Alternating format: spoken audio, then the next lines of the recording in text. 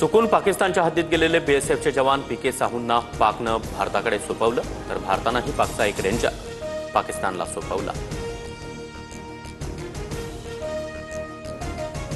पाकचा अणुबॉम्बचा अड्डा किराना हिल्समधून रेडिएशनची चर्चा। अमेरिकेनं पाकमधील रेडिएशनच्या चर्चांवर बोलणं टाळलं। चांगल्या आणि वाईट काळामध्ये आम्ही नेहमीच पाकसोबत उभे राहू, तुर्कस्तानचे अध्यक्ष रेसेप तय्यिप एर्दोगान यांचं ट्विट।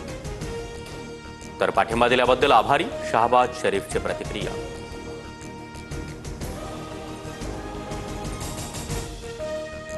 पंतप्रधान मोदींच्या इशाऱ्यानंतर पाकिस्तान घाबरला। आम्ही दहशतवाद्यांसोबतचे सर्व संबंध तोडले, पाकच्या एका वृत्तवाहिनीला दिलेल्या मुलाखतीमध्ये ख्वाजा आसिफचं वक्तव्य।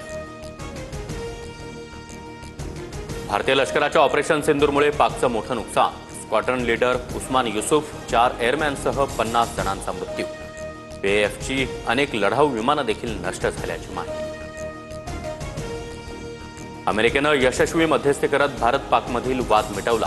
वाद नको, आपण व्यापार करू, दोन्ही प्रमुखांना म्हणालो, ट्रम्प यांचा पुनरुच्चार।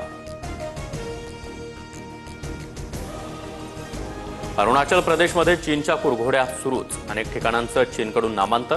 चीनची कृती हास्यास्पद आणि अर्थहीन। अरुणाचल प्रदेश आमचा भाग होता, आहे आणि राहणार, भारताकडून स्पष्ट।